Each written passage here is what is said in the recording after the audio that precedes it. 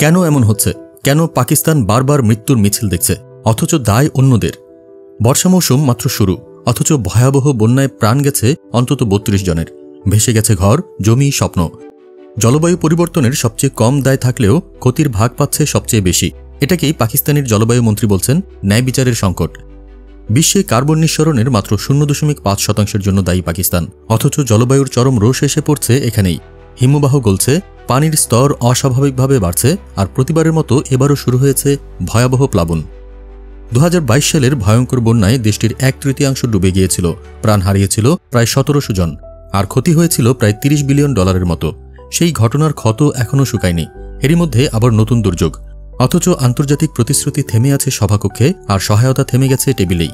পাকিস্তান বলছে এটা শুধু টাকার ঘাটতি নয়, এটা নৈতিক দায়ের ঘাটতি। ৮৫% সবুজ তহবিল চলে যাচ্ছে উন্নত 10টি দেশে, যেখানে প্রকৃত ক্ষতিগ্রস্ত দেশের হাতে পড়ছে বাকি 15%।